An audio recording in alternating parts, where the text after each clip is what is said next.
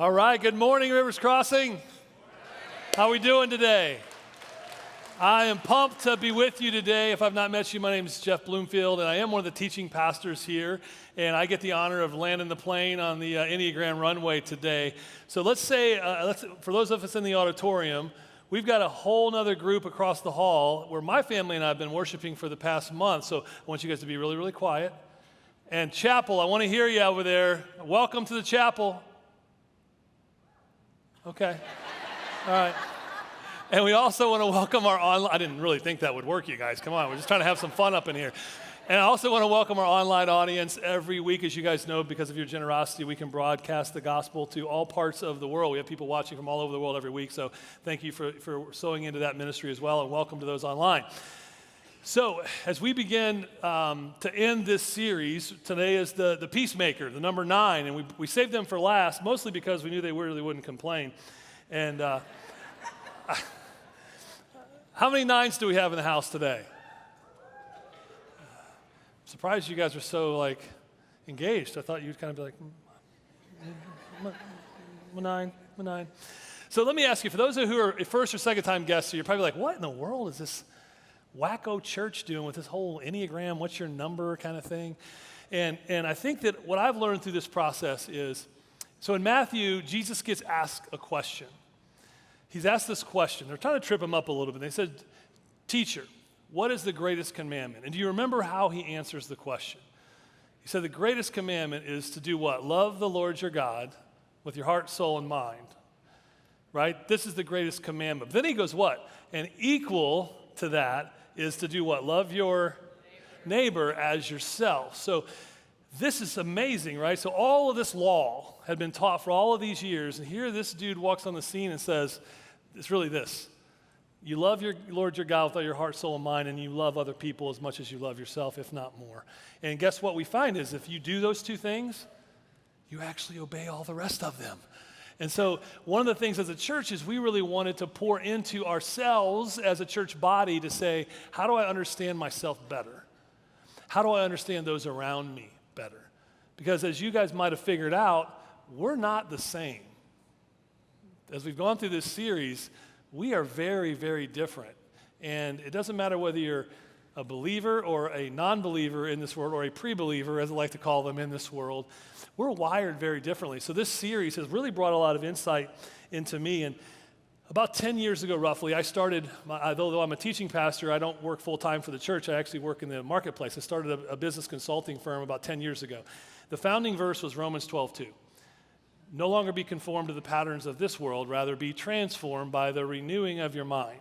Because if you do that, then you can test and approve what God's perfect and pleasing will is for your life. And so back then I started to think, as I was continuing to evolve in my faith, that this idea of the idea of transforming yourself by the renewing of your mind means that God challenges us continually to seek new ways to understand him. Because we're not going to figure him out on this side of heaven, right?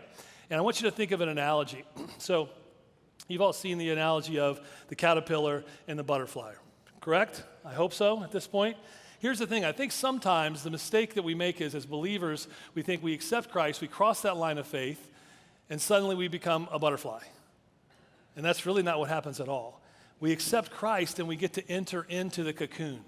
We enter into the chrysalis. And then we spend the rest of our days, that space, that dash on the tombstone between the ears, the space between, we spend the rest of our days in that chrysalis being transformed into the likeness of Christ, so that one day we get to stand before him as a beautiful butterfly. So when we do these series like this, it's about helping us in that journey of transformation. And I hope, if you're like me, that you've learned a lot about yourself and hopefully a lot about others around you as you've went through this. Now, I can tell you what I have learned. I have learned that I have had really, really misguided expectations of a lot of others throughout my life, including my own family. I've learned, and you think, it took you this long? Dude, you're almost 50, for crying out loud. You're 48. It took you this long to figure that out? What I've learned is that I used to think that people were just slight deviations of one another. We're all human beings, right? So we can't be that different. We have to be just maybe slightly different than each other. I don't think so. I think we almost, if you look at the Enneagram language, I think we almost might be 9 different species.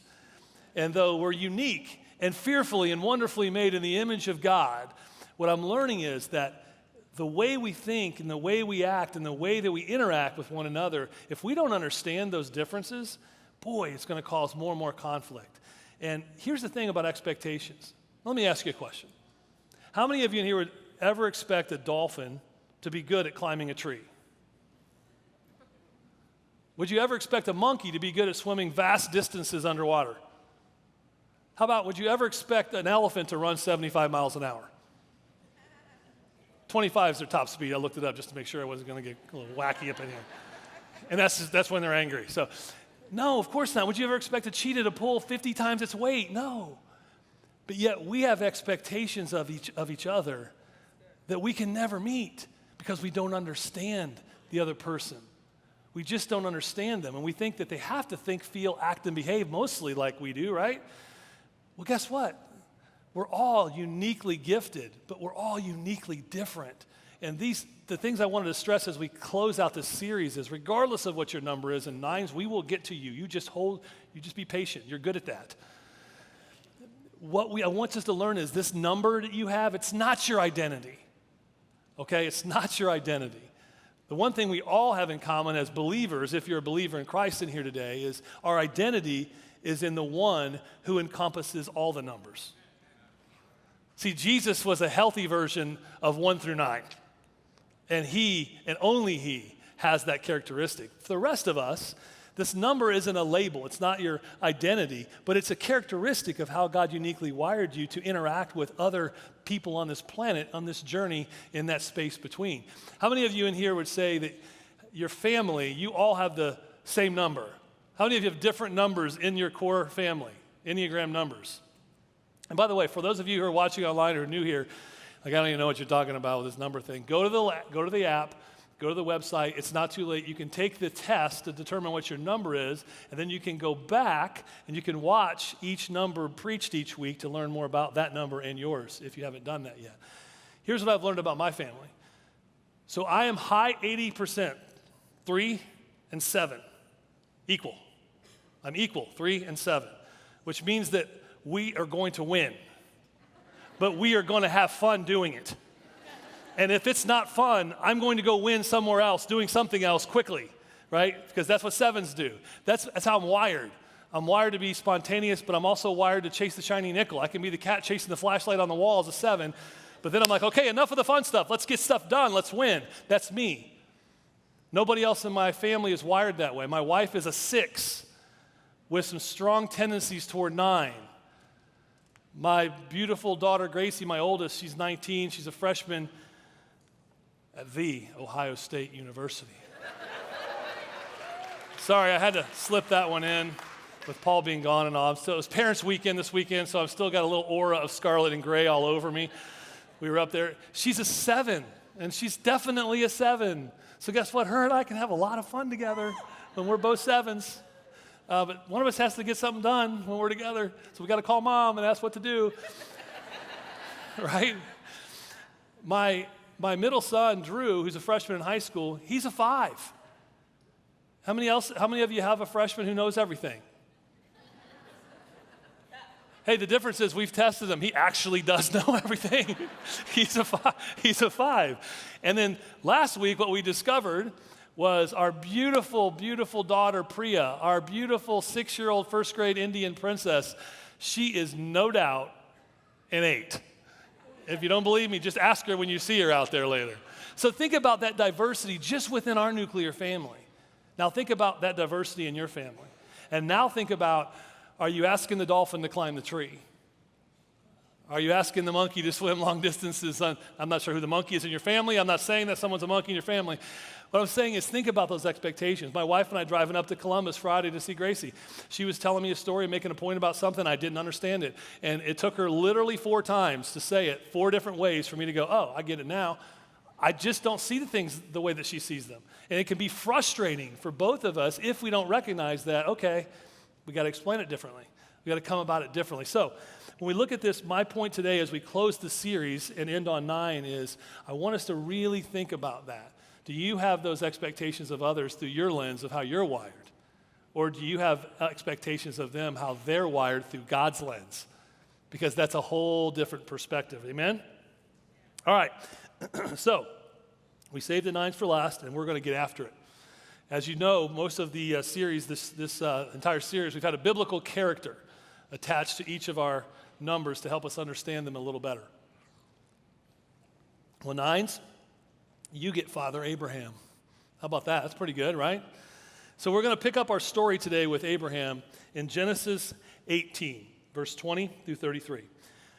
So the Lord told Abraham, I have heard a great outcry from Sodom and Gomorrah because their sin is so flagrant. I'm going down to see if their actions are wicked as I have heard. If not, I want to know. The other men turned and headed toward Sodom, but the Lord remained with Abraham. Abraham approached him and said, will you sweep away both the righteous and the wicked? Suppose you find 50 righteous people living there in the city. Will you still sweep it away and not spare it for their sakes? So you're already starting to get a little inclination of 9 as the mediator, as the peacekeeper, right? He's already starting to negotiate. Excuse me. Surely you wouldn't do such a thing, destroying the righteous along with the wicked. Why? You would be treating the righteous and the wicked exactly the same. Surely you wouldn't do that. Should not the judge of all the earth do what is right?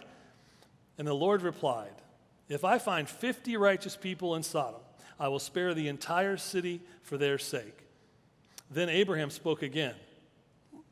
Well, since I've begun, you can almost see this conversation take place. Since I've begun, and you haven't smited me yet, since I've begun, let me speak further to my Lord, even though I'm but dust and ashes.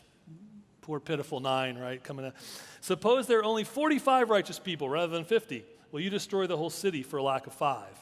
And the Lord said, I will not destroy it if I find 45 righteous people there. Then Abraham pressed his request further. Suppose, you see where this is going, right? Yeah. Well, suppose there are 40. Only 40. The Lord replied, I will not destroy it for... Can you almost see God going, I will not destroy it for 40. You can almost see this happening, right? And the Lord replied, I will not destroy it for the sake of the 40. And then Abraham says, please don't be angry, my Lord, because I hate conflict. Abraham pleaded, let me speak. Suppose only 30 righteous people are found. And the Lord replied, I will not destroy it if I find 30. Then Abraham said, since I have dared to speak to the Lord, let me continue. Suppose there are only 20. And the Lord replied, I sense he's probably getting a bit exasperated at this point, but that could just be me. I could be interpreting the scripture wrong there. Then I will not destroy it for the sake of the 20. Emphasis Jeff, not necessarily the Lord. Finally, Abraham said, Lord, please don't be angry with me if I speak one more time. Suppose only 10 are found. And the Lord replied, then I will not destroy it for the sake of the 10. When the Lord had finished his conversation with Abraham, he went on his way, probably mumbling under his breath, and Abraham returned to his tent. I picked Abraham. This guy, he's just... Let's think about Abraham as a 9. The peacemaker reflects, this is the no-brainer of all descriptions for the entire series. The peacemaker reflects God's peace. Okay? Abraham, in this case, he desperately wanted to intervene for the people of Sodom and Gomorrah. Like he wanted there to not be conflict. That just doesn't sit well with him, and for 9s, that's the case. Their motivation for a 9 is to be at peace, to avoid conflict, and to create healthy spaces for people to thrive. Now, I want you to think about some people that you might know in your life if you're not a 9 that might be around you. I have a 9 on my team in my company, and he and I got a chance to talk about this week. And he has a lot of these characteristics very strongly, and 9s are naturally humble. That's just kind of their natural position. But sometimes you allow yourselves to be overlooked. They like to stay in the background and cultivate the self-image of not being anything really all that special. They consider themselves simple and uncomplicated and present themselves accordingly. Now, again, if you're a 9 in here and you're like, I don't know if I'm remember, this is a generalization of each of these numbers. And you take the pieces out of it that really apply to you and start to think about what God's trying to teach you about yourself. And for the rest of us, we're looking at generalized characteristics of our 9 so that we know how to interact with them a bit better. And as we've gone through this series, we always talk about the two sides of the coin, right? When a 9 is healthy, how do we recognize that?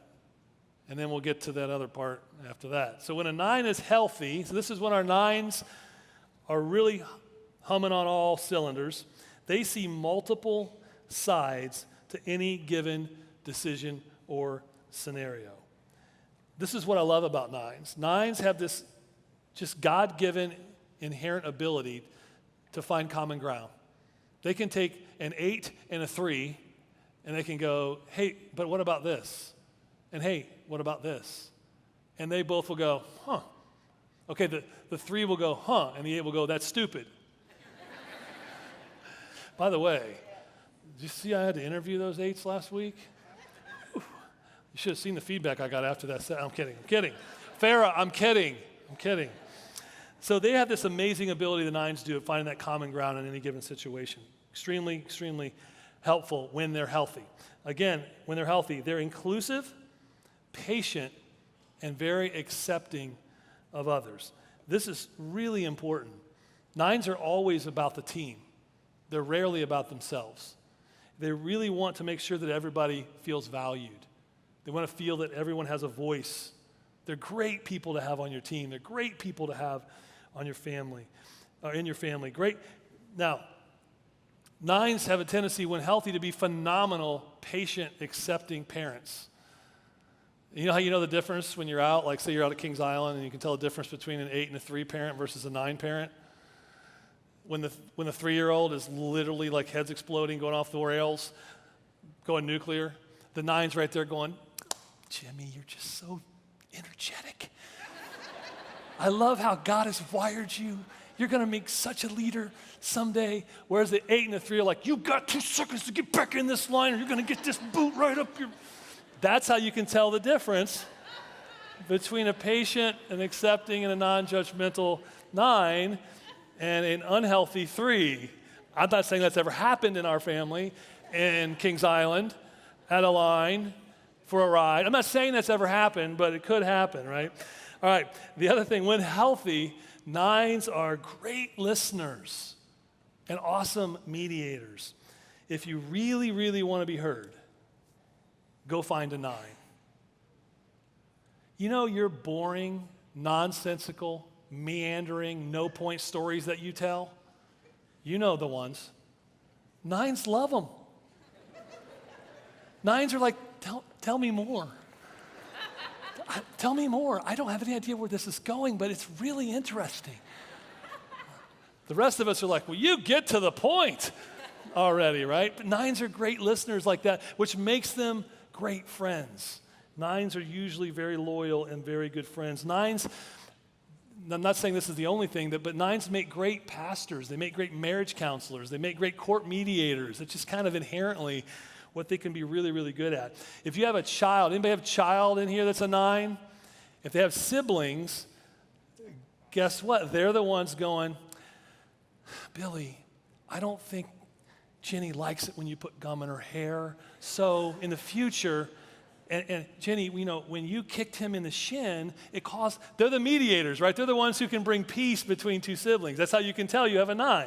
They're usually not exacerbating the problem. They're the ones either hiding from it or trying to bring peace in the midst of it. 9s, when healthy, they're considerate of the perspective of others. They may not always agree with you, but they really value your opinion. And if you think about some of the other characteristics of some of the other numbers, not always the case when they're unhealthy.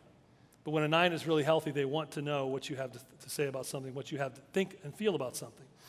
And the other thing with them in that case is they really do want others to be heard. And this is important when you run a team and you're in the marketplace, or it doesn't matter if you're in ministry. 9s are not the first to speak up, but it's important for them that everyone gets a voice. They don't feel good if they haven't. So they desire, last point on healthy, when healthy, a 9 desires to see the world as a more peaceful place. Makes sense. They're peacemakers. But this isn't just about the world. Look, our world's in chaos. Like there's conflict everywhere. Can you imagine the anxiety a 9 feels when they sit down and watch the news? They really want a peaceful world, but it also applies to our church. It applies to our families. Like 9s just want peace. They don't like the conflict, and when healthy, that's a really, really powerful thing. It plays such an important role in our communities. Now, we're going to read in Matthew 5, and you know the blue, it's for you, so let me hear you shout it out. It comes quick, so be ready. God bless those who work for peace, for they will be called the children of God. So 9s, how about that? right? You get to be called the children of God because he blesses those who work for peace. So kudos to you. And for the rest of us who don't always do that, we need to think about that in a little different way and value our nines differently. Okay, we should just stop there, right? All good? We should go home? Everybody done? Nines, we love you. We probably ought to talk about the blind spots. Nines, I'm sorry, this is going to be uncomfortable for you, but we're going to have to go through it anyway. So we talked about when a 9 is healthy, the value. Let's talk about when a 9 is unhealthy. The first thing about a 9 that's unhealthy is they avoid conflict at all costs. And sometimes it's simply because it just gives them too much anxiety. They can't stand that tension. Other times, a 9 just feels like it's none of their business. They don't even want to be a part of it. Just move on. And we're going to talk about that in a little bit. Now, here's the problem. Did you know that sometimes you can't negotiate with certain people? Do you know there's evil in this world? Do you know that there's conflict that sometimes it's not healthy to negotiate with? Like sometimes you got to kind of bow up and call out a negative situation or consequence when necessary. And that is not the natural inclination for a 9. And it doesn't, 9s, listen to me, don't go find your 8 and tell them to go tell somebody something. That's not what we're going to do here, but that you want to avoid that conflict at all costs. Here's the thing I've learned, though, in studying this and praying through this. 9s will often commit sins of omission rather than commission. Right? Commission is when I did something wrong.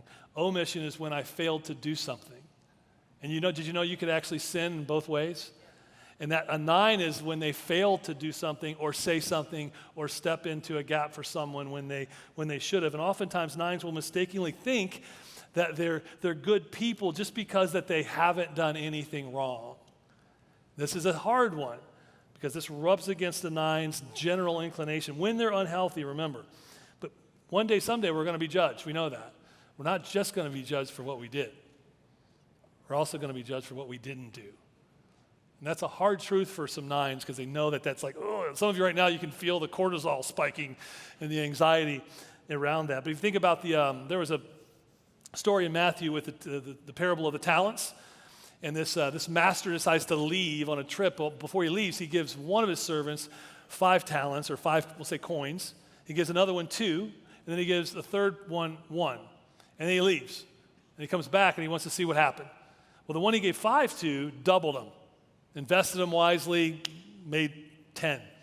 The second one who had 2, he made 4. He doubled his as well. But the person that he gave 1 coin to, out of fear, buried it. And what the master says is, "You wicked and slothful servant." And he goes on to continue to badger the guy about not doing anything with that 1 talent. So that sin of omission sometimes can be inactivity, and we're going to talk about that in just a second. So this idea, remember, the biggest challenge we see in an unhealthy 9, avoidance of conflict, okay? Not always bad, but can be when unhealthy. Second is they don't declare their own needs. 9s don't usually speak up when they need to. And if you know this in a fun way, you can say, if you have a 9, "So where do you want to eat?" I don't care. Where do you want to eat? "Well, what do you want to do?" I don't care. What do you want to do? They don't always, they care. You know how you know? Because right when you're pulling in the parking lot, they go, "Oh, we're going here."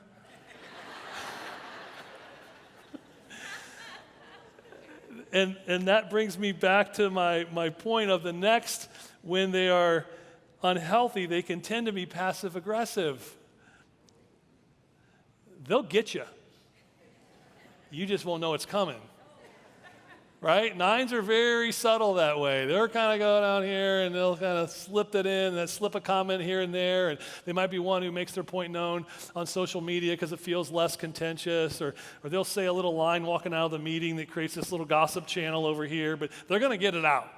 In unhealthy 9, they can tend to be passive aggressive. Finally, or not finally, but the next one is when unhealthy, a 9 tends to be stubborn. Now, here's the interesting thing about 9s. Man, when they're healthy, you can hook a mountain to them and they'll drag that thing from one coast to the other. They're loyal, dedicated, hardworking, they'll do it. But when they're unhealthy, they can get really stubborn, but you don't see it Because they'll go, yep, I'm in, I'll do it. Yep, sounds good, I'm good, right? And then you break, everybody break. You leave the meeting and you go, we're going to go that way, and you start 3s and 8s are running forward, running for the goal line over here, and you get all the way down, and you look back, and the 8 has just sat down, or the 9 has just sat down on the side of the road, and you can't move them. They can be as stubborn as a mule when they don't believe they're being heard, or that everyone's been heard, or in general, that there's conflict that direction. And so just know that about, they feel, 9s, you probably have these people on your team, they're just going to outlast you. 9s can be so stubborn, they'll sit down and go, I've seen this before. This 7 and this 3 and this 8, they got ideas for days. It's bottle rockets shooting off, and a couple weeks go by, and we'll go back to doing things nice and steady the way I like them. I'm just going to wait them out, right? So be careful with that, though, because that stubbornness can actually prevent you from engaging in mistakes that needed to be made in the marketplace for you to learn lessons to move forward. So be careful with that. An unhealthy 9 is indecisive, inactive, and prone to procrastination. Okay? 9s, this is the kind of a big deal. How many of you will be honest up in here and say, yeah, I kind of... For those watching online who have been planning to come here on campus for the past month, I'm calling you out. It's time, 9s. You're sitting, I see you. You're sitting on your couch. You're watching this, and you've been saying for 4 weeks you're going to come into the campus. You're not. You're a mile down the road. Come on, quit procrastinating. Get in here. 9s will procrastinate, and there's a number of reasons why. Sometimes it's for fear that if they complete something wrong, they'll be judged for it. Sometimes they fear that if something gets completed wrong, it'll create conflict. But if something's not completed, there's always hope for there to be a pass, and that things can move on down the path without being noticed. And that's just part of a 9, and so we're going to talk about what to do about that in a minute. An unhealthy 9, by the way. Healthy 9s, they can get stuff done, just like anybody else who's healthy. And here's the thing, what all this stuff leads to is it doesn't do the important or necessary things required for growth. So a 9 will sit in their status quo safety box far too long, and they'll never grow. And they'll never develop into what God has for them in their uniqueness when they're unhealthy. Let's read out of James. Remember, it is a sin to what you ought to do and then do it. So this is that sin of omission we talked about. So 9s, when you're sitting on your hands and you're being stubborn, I'm going to get an 8 up in here to tell you the truth. Right? It can be just as harmful. And we're going to talk about how that manifests itself in just a minute. Now, before I reveal, as you know, each week we've done the core sin of a number. It seems so harsh. Every week I've always kind of twitched. Well, this week you're really going to twitch. All right? 9s, are you ready for this? Your core sin is laziness or sloth. In the first service, I heard a 2 in the front go, "Aw." And I said, "You're a 2, right?" She gave him a 2. Now, let me be clear. It doesn't mean that you're lazy. Look, if we measured the core sin of laziness by how much time you spend on the couch on a Sunday afternoon, men, watching football, we'd all have that core sin, possibly, right? It isn't about not doing anything and being lazy. It's the idea that it generally in a 9 will manifest itself in inaction or indecision. That's really what this does for a 9.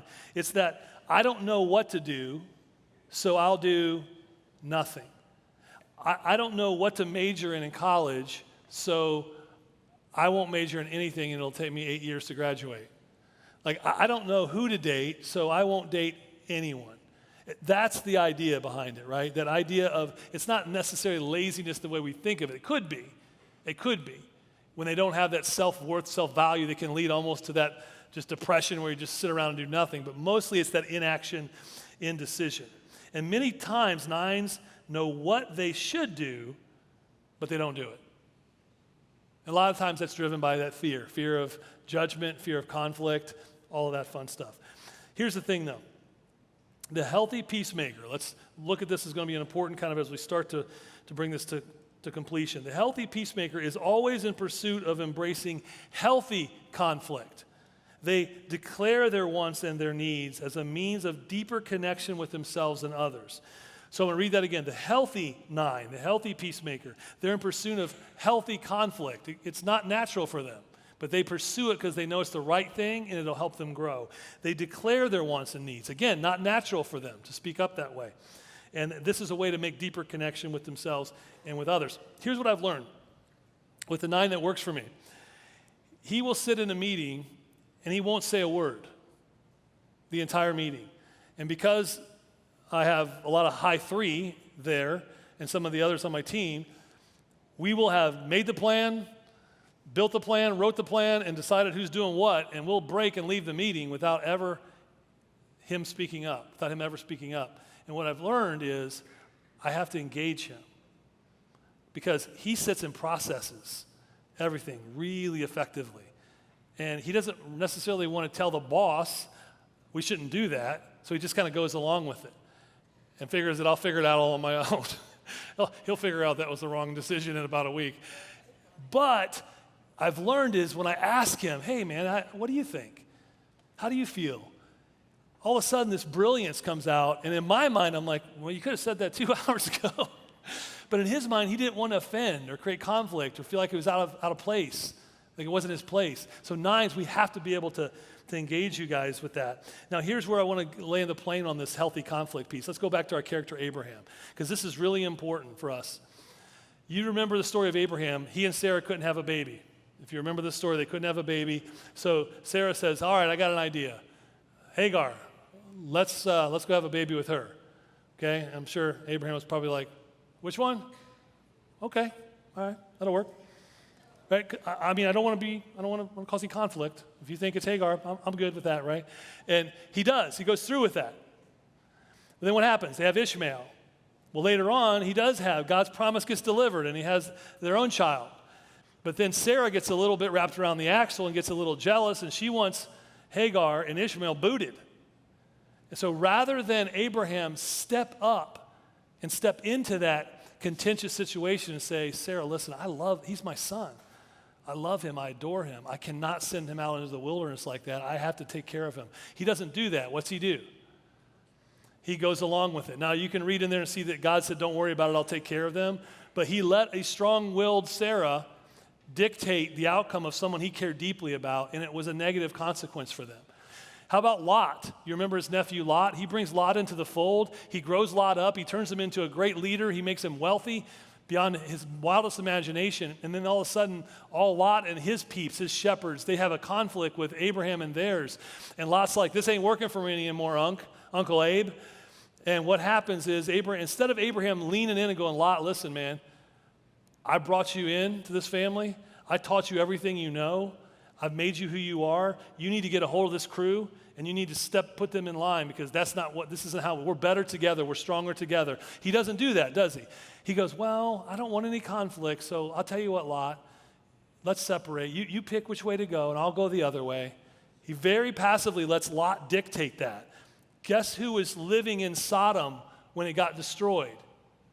Lot. Guess whose wife was killed during that? Lot. That's all downstream from that one decision of Abraham not stepping into that conflict and holding Lot accountable for a peaceful resolution. He didn't do it.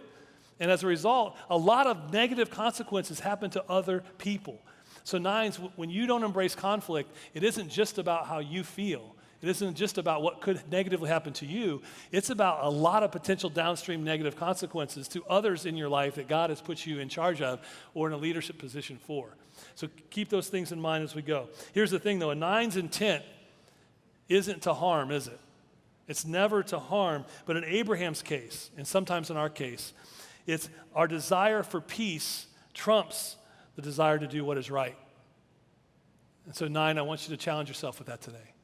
Is your desire sometimes for peace, for harmony, for lack of conflict, does it trump your desire to do what's right and to hold someone accountable that you need to? Because here's the thing, 9s, you guys are the best deliverer of bad news. You're so good at telling someone their baby's ugly. And they'll be like, I didn't realize it, but you're right, that baby is ugly. Thank you for pointing that out. No, you're just really good. So don't discount your ability to speak truth and love. Is that a bad analogy? Look, let's see. Some of your babies are just ugly. All right, let's be real. That's the 8 coming out of me. It's my 3rd highest. No, but 9s, you have that ability. God gave it to you. It's a gift. Don't be afraid of it. You have a way of sensitively communicating with people in a way that's meaningful to them, that doesn't create conflict. It's just your fear of it sometimes prevents you from doing so. So how do 9s need to be real? With self. Let's start with self. Own and resolve your feelings. Own them. Don't push them down. Don't bury them. Don't pretend they don't exist for fear of conflict. With others, make declarative statements. Say, I don't want to go to Taco Bell. I'd rather go to the holy sanctification of Chick-fil-A. Like, make declarative statements. Be okay with that because you have such a way about it that's a calming way anyway. Embrace that conflict isn't necessarily bad and can actually lead to a positive resolution. And many times it can lead to a positive resolution faster than allowing that conflict to persist. Now, how does a 9 need to be real with God? Pursue faith with action. Romans 12 tells us this: never be lazy, but work hard and serve the Lord That was lame. You see the irony right there? Did you see the irony right there? Never be lazy, but work hard and serve the Lord. There we go. 9, sometimes you would rather sit and soak. And it isn't about laziness or necessarily sloth, it's that inaction.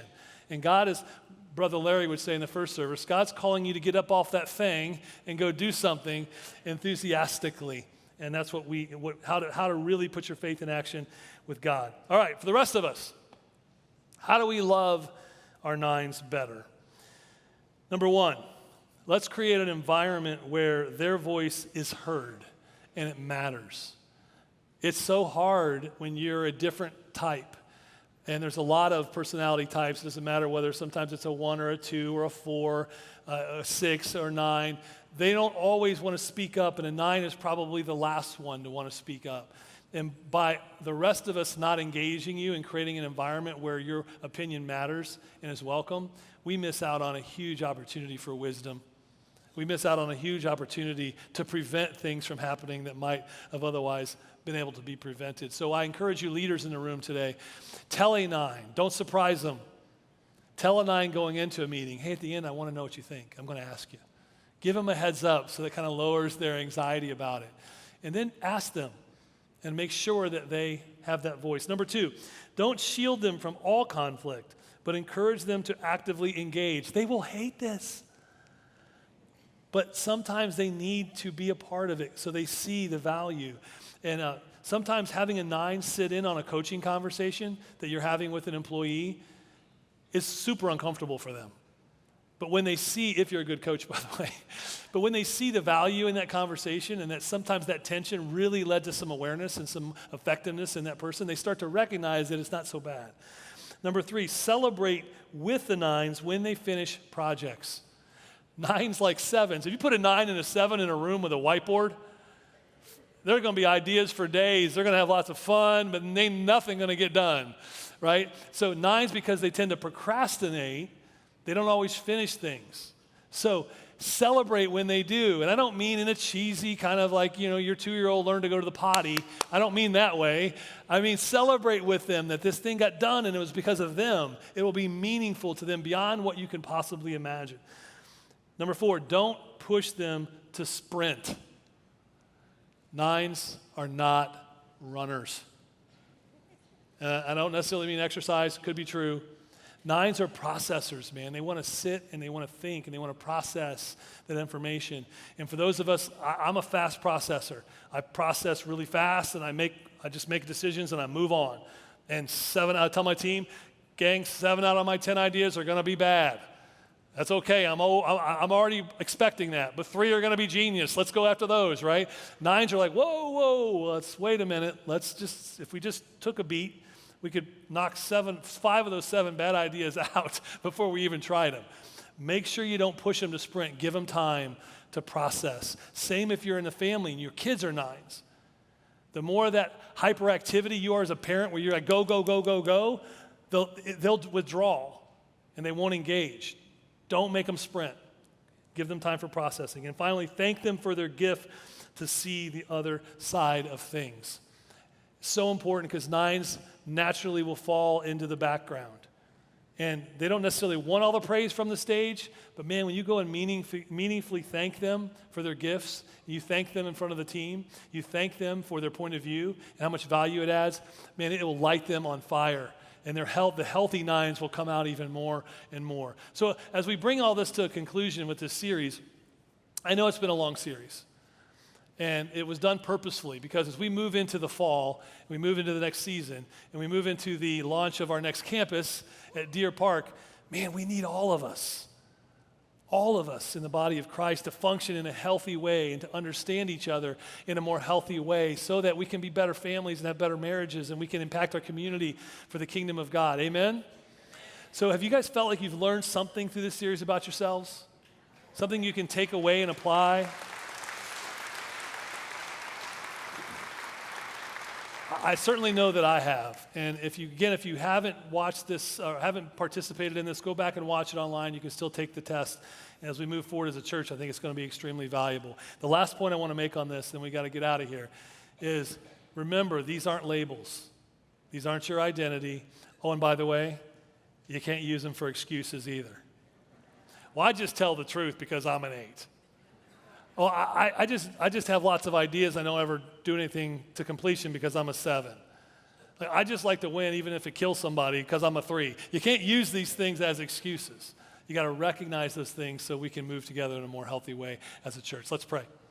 Heavenly Father, thank you for today. Thank you for this series. Thank you that you've used this series to show us in a deeper way how you've uniquely and wonderfully and fearfully made us to do what only we can do individually with your power, God, for the kingdom. Thank you for our 9s.